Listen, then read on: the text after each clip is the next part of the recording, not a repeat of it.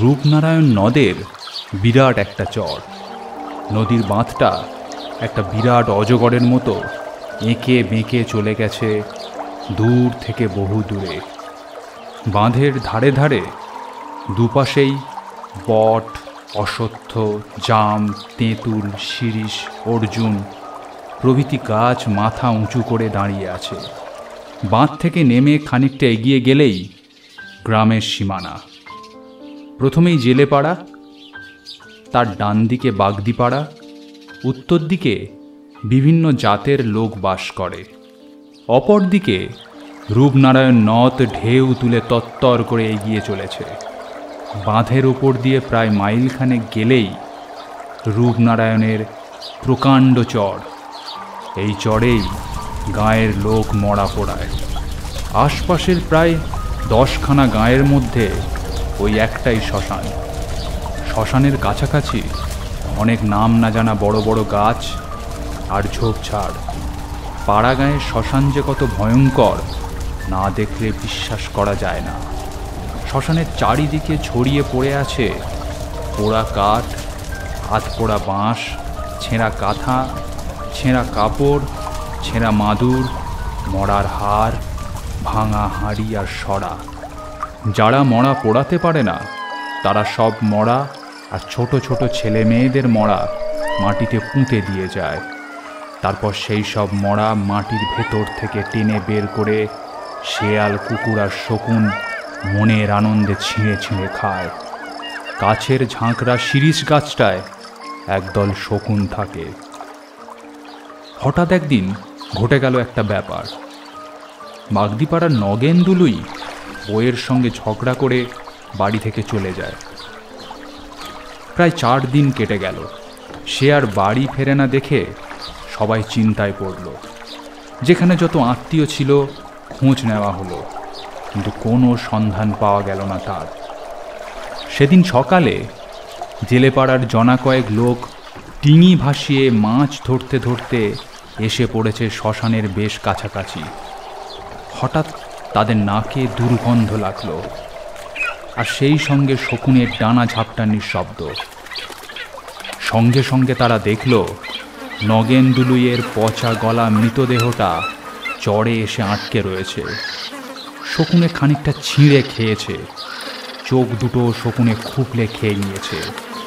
শুধু চোখের গর্ত দুটো রয়েছে। জেলেরা সেই বীভৎস দৃশ্য দেখে বাগদিপাড়ায় সংবাদ দিল। সকলে তখন সেখানে ছুটে এসে দেখল এত দুর্গন্ধ ছড়াচ্ছে যে কার সাধ্য সেখানে দাঁড়ায়। তখন সবাই নাকে কাপড় চাপা দিয়ে মরার পায়ে দড়ি বেঁধে শ্মশানের ভেতরে এনে মাটি চাপা দিয়ে চলে এলো। অনেক রাতে মাটির ভেতর থেকে নগেনের মৃতদেহটা তুলে শেয়াল, কুকুরে ছিঁড়ে ছিঁড়ে খেয়ে ফেলল। নগেন্দুলুইয়ের অবস্থা মোটামুটি ভালোই ছিল। তার 2 ছেলে, তাদের বিয়ে হয়ে গেছে। তারা ভালোভাবেই বাপের শ্রাদ্ধ করলে। জেলেপাড়া, বাগদিপাড়ার অনেকেই নিমন্ত্রণ খেয়ে গেল। এই ঘটনার পর প্রায় 1 মাস কেটে গেল। তারপর থেকেই নানান রকম অবিশ্বাস্য ঘটনা ঘটতে লাগলো। কখনো বাগদিপাড়া থেকে, আবার কখনো জেলেপাড়া থেকে হাঁস, মুরগি, ছাগল চুরি যেতে লাগলো।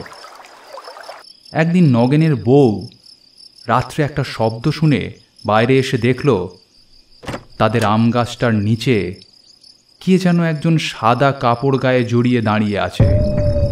সে ভয় পেয়ে চিৎকার করে ঘরে এসে দরজা বন্ধ করে দিল। মায়ের চিৎকার শুনে ছেলেরা হ্যারিকেন হাতে নিয়ে বাইরে এসে চারিদিকে দেখল, কিন্তু কাউকেই দেখা গেল না। তখন তারা বলাবলি করতে লাগলো, ওসব মনের ভুল, গাছের ছায়া দেখে মা ভয় পেয়েছে। রাত্রে বাঁধের ওপর আর শ্মশানেও একটা কঙ্কালকে ঘোরাফেরা করতে দেখে গাঁয়ের সবাই ভয় পেয়ে গেল। রাত্রে শ্মশানে মরা নিয়ে আসা বন্ধ করে দিল সবাই। জেলেরা সারা দিন রূপনারায়ণে মাছ ধরে। সন্ধে হলেই যে যার বাড়ি ফিরে আসতে লাগলো।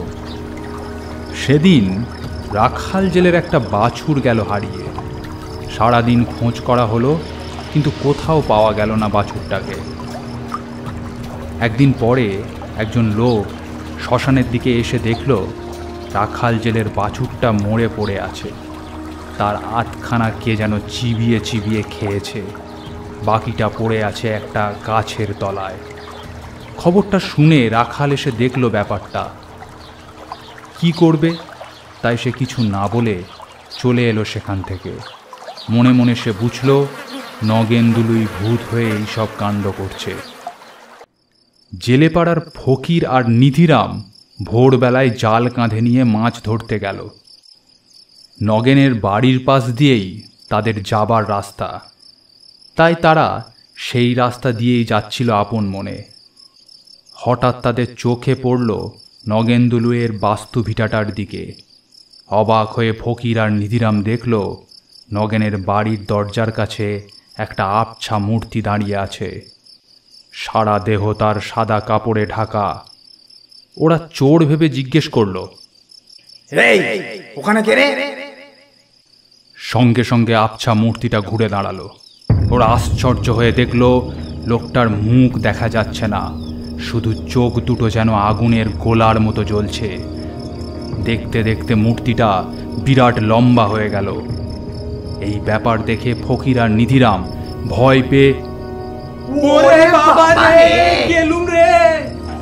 বলে ছুটে পালালো প্রাণপণে। সবার মুখে মুখে খবরটা জানাজানি হয়ে গেল। পাড়ার লোক ভয় পেয়ে সন্ধ্যে 7টার পর নগেন্দুলুইয়ের বাড়ির পাশের রাস্তা দিয়ে যাওয়া আসা বন্ধ করে দিল। ফকির জেলে নগেনের ছেলে দুটোকে বললে, বাপু, ব্যাপার খুব সুবিধের মনে হচ্ছে না। তোমাদের বাপ ভূত হয়েছে, তোরা ছেলে পিলে নিয়ে থাকিস, একটা কিছু ব্যবস্থা কর, না হলে কোনো দিন তোদের বিপদ হতে পারে। নগেনের বড় ছেলেটা ভয় পেয়ে বললে, কি ব্যবস্থা করা যায় বলো দেখি খুড়ো। মাও একদিন দেখেছিল, আমরা তার কথা বিশ্বাস করিনি, কিন্তু এখন দেখছি বিশ্বাস না করে উপায় নেই। নগেনের ছোট ছেলে বললে, আমিও সেদিন ভোরের দিকে বাইরে বেরিয়ে সাদা কাপড়ে ঢাকা একটা মূর্তি দেখেছিলাম, কিন্তু সবাই ভয় পাবে বলে কাউকে কিছু বলিনি।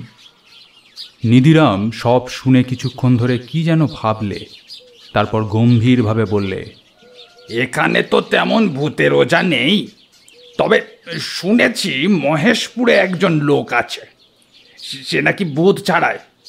তোরা তার কাছে যা, সে কি বলে দেখ। এই পরামর্শ দিয়ে ফকির আর নিধিরাম যে যার বাড়ি চলে গেল। নগেনের বড় ছেলে তার ছোট ভাইকে বললে, মহেশপুর এখান থেকে প্রায় 4 ক্রোশের ওপর, যেতে আসতে প্রায় 9-10 ক্রোশ। আজকে তো আর যাওয়া সম্ভব নয়, কাল সকালেই সাইকেল নিয়ে বেরিয়ে যাব, বিকেলে তাহলে ফিরে আসতে পারবো। সেদিন রাত্রেই ঘটনাটা ঘটল নগেনের বাড়িতে। রাত্রে খাওয়া দাওয়া সেরে বাড়ির সবাই ঘুমিয়ে পড়েছিল। রাত তখন 2-2:30 হবে। হঠাৎ হাঁস মুরগির ঘরের ঝটপটানি আর কোঁক কোঁক শব্দ শুনে ঘুম ভেঙে গেল নগেনের বউয়ের। নগেনের বউ ভাবল বোধহয় হাঁস মুরগির ঘরে শেয়াল ঢুকেছে। এই কথা মনে করে সে একটা হ্যারিকেন আর একটা লাঠি নিয়ে বেরিয়ে এলো ঘর থেকে। উঠোনে পা দিয়েই সে দেখল খুব লম্বা একটা লোক দাঁড়িয়ে আছে উঠানের মাঝখানে। তার লম্বা লম্বা লিকলিকে হাত দুটোতে 2টো মুরগি, আর সে মুরগি দুটো ছিঁড়ে ছিঁড়ে চিবিয়ে খাচ্ছে। এই দৃশ্য দেখে নগেনের বউ করে চিৎকার করে উঠোনে পড়ে অজ্ঞান হয়ে গেল। সেই শব্দ শুনে ছেলেরা বউরা সবাই ছুটে এলো হ্যারিকেন নিয়ে। উঠানের মাঝে মাকে অজ্ঞান হয়ে পড়ে থাকতে দেখে তাড়াতাড়ি জল পাখা নিয়ে এসে সবাই শুশ্রূষা করতে লাগলো। বেশ কিছুক্ষণ সেবা শুশ্রূষা করার পর জ্ঞান ফিরে এলো নগেনের বউয়ের। ছেলেরা জিজ্ঞেস করলো, কি হলো মা, তুমি অজ্ঞান হয়ে গেলে কেন? নগেনের বউ তখন হাঁপাতে হাঁপাতে 2-1 কথায় ছেলেদের সব ব্যাপারটা বললে। উঠানের যেখানে কঙ্কালটা দাঁড়িয়েছিল সেই জায়গাটা ইশারা করে দেখিয়ে দিল। সবাই আলো হাতে নিয়ে উঠানের মাঝখানে গিয়ে দেখল চারিদিকে মুরগির পালক আর রক্ত ছড়ানো রয়েছে, কিন্তু ধারে কাছে কাউকে দেখা গেল না। ছোট ছেলে বললে, হয়তো শেয়াল ঢুকে মুরগি খেয়েছে। রাতের অন্ধকারে শিয়ালের চোখ দুটো তো দপদপ করে জ্বলে, মা হয়তো তাই দেখেই ভয় পেয়ে অজ্ঞান হয়ে গেছে। ছেলেদের কথা শুনে নগেনের বউ বললে, তোরা আমার কথা বিশ্বাস করলি না তো? কিন্তু কিন্তু আমি স্পষ্ট দেখেছি খুব লম্বা একটা মূর্তি উঠোনে দাঁড়িয়ে আছে। তার লিকলিকে লম্বা হাত দুটোয় দুটো মুরগি, সে মুরগি দুটো ছিঁড়ে ছিঁড়ে খাচ্ছে। এইসব কথাবার্তা হচ্ছে নিজেদের মধ্যে। এমন সময় বাড়ির পিছন দিকে শোনা গেল একটা ভয়ঙ্কর হাসির শব্দ।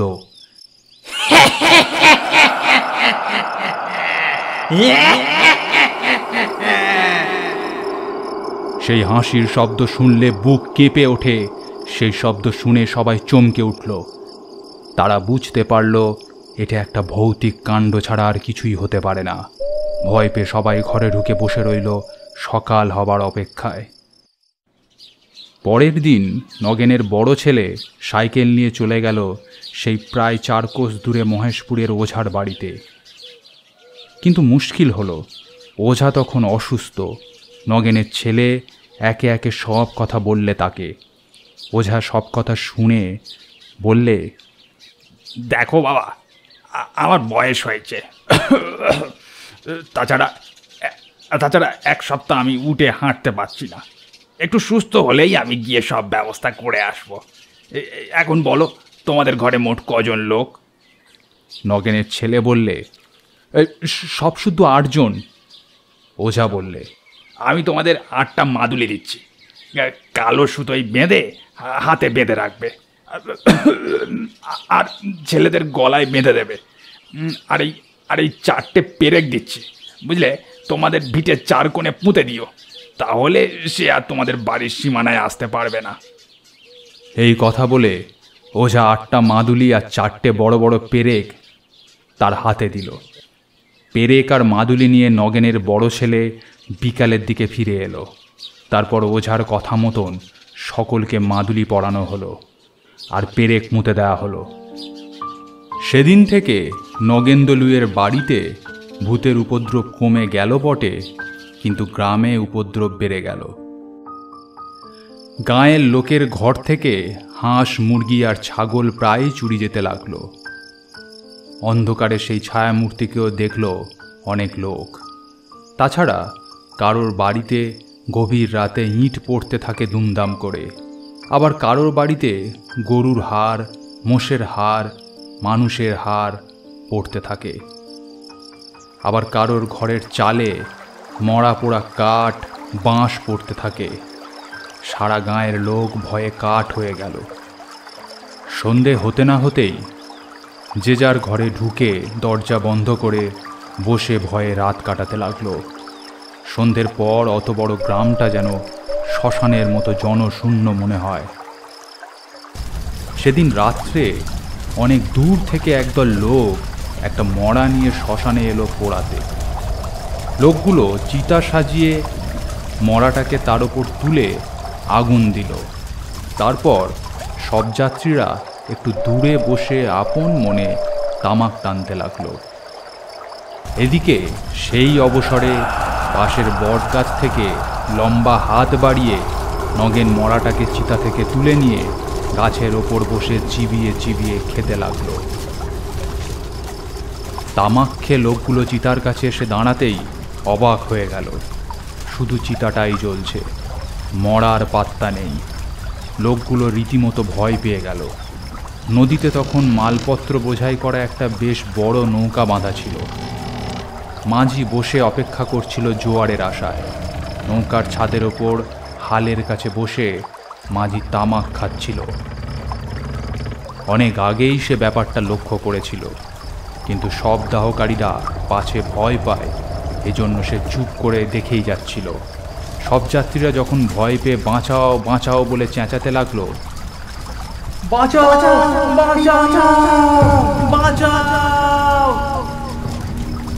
আর নৌকার আলো দেখে সেদিকে ছুটে গেল, তখন নৌকার মাঝি চেঁচিয়ে বলল, ভয় পেও না তোমরা, ওইখানেই দাঁড়িয়ে থাকো, আমি যাচ্ছি। মাঝির কথা শুনে সব যাত্রীরা সেইখানেই দাঁড়িয়ে ভয়ে কাঁপতে লাগলো।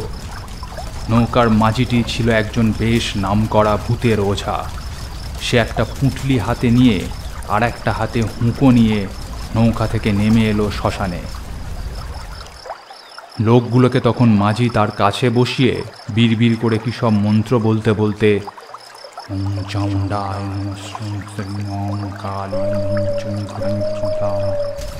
লোকগুলো চারপাশে কি যেন সব ছড়িয়ে দিতে লাগলো।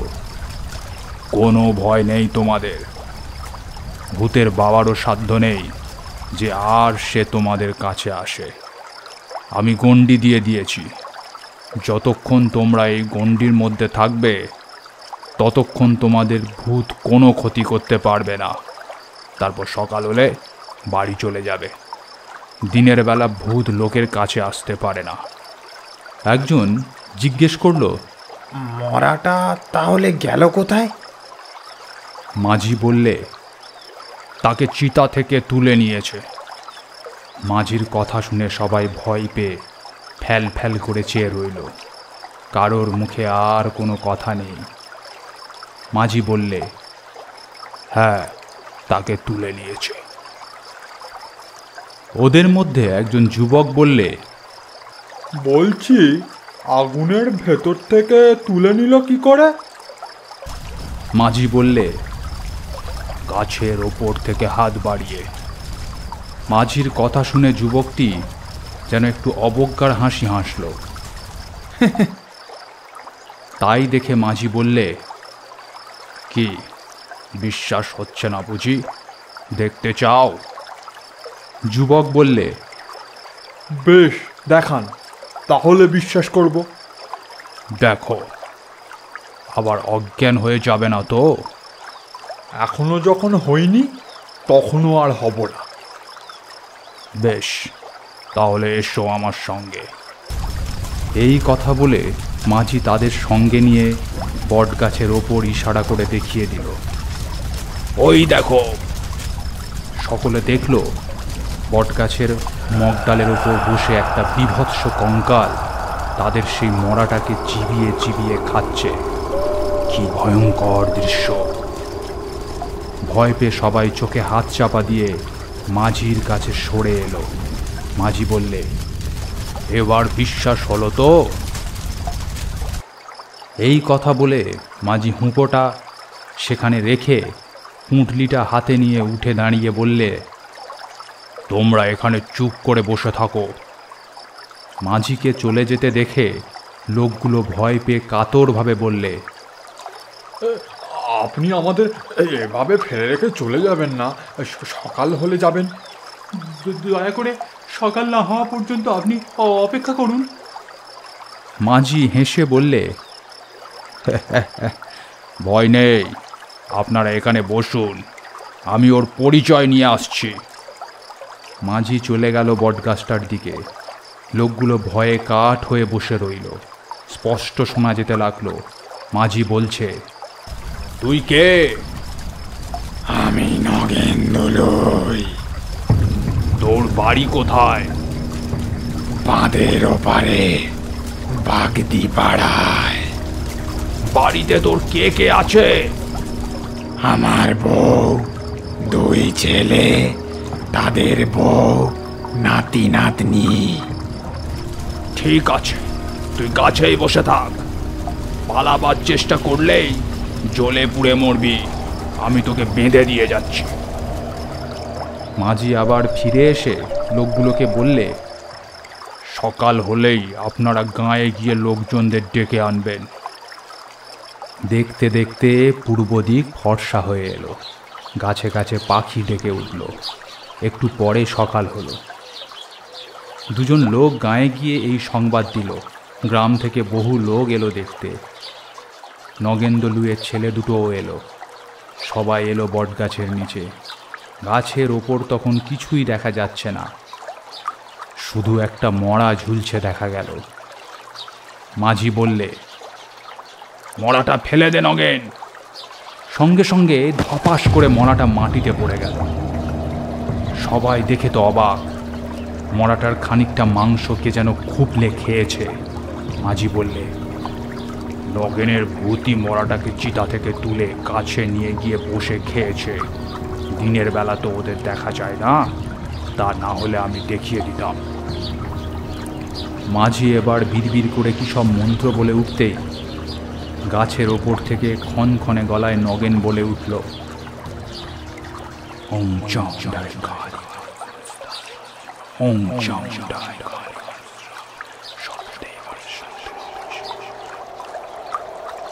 এবার আমাকে ছেড়ে দে। মাঝি বললে, তুই একেবারে এদেশ থেকে চলে যাবি। গাছের ওপর থেকে উত্তর এলো, না, যাব না, আমি এখানেই থাকবো। এখানে থাকবি কেন? এখানে আমার বউ ছেলে রয়েছে, তাছাড়া বউটার জন্যই আমি জলে ঝাঁপ দিয়ে মরেছি।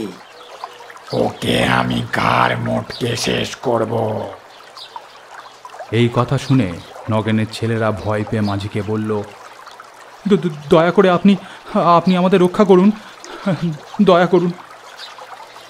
মাঝি বললে, তোমাদের বাবা ভূত হয়ে কষ্ট পাচ্ছে, শুধু শুধু ওকে কষ্ট দিয়ে লাভ কি?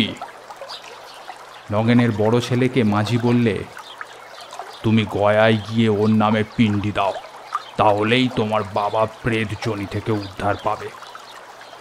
তখন গাঁয়ের একজন বয়স্ক লোক বললে, এখন ওরা কি করবে? যদি আজ রাতেই কারোর ঘাড় মটকে দেয় বা গ্রামবাসীদের ক্ষতি করে? মাঝি বললে, না, তা পারবে না। আমি গাছের চারিদিকে গণ্ডি দিয়ে যাচ্ছি, ও গাছ থেকে কোথাও যেতে পারবে না। 7 দিন এই গাছেই ও বন্দি হয়ে থাকবে। তার মধ্যে পিণ্ডি দেওয়া না হলে ও আবার গ্রামে গিয়ে উপদ্রব করবে। নগেনের ছেলে বললে, আমি আজই রওনা হয়ে যাচ্ছি।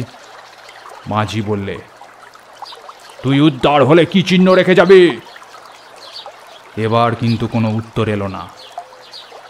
তৎক্ষণাৎ মাঝি বিড়বিড় করে মন্ত্র পাঠ করতে শুরু করলেন। ওম চং ডাই নমঃ, ওম চং ডাই নমঃ, ওম সর্বশান্তি।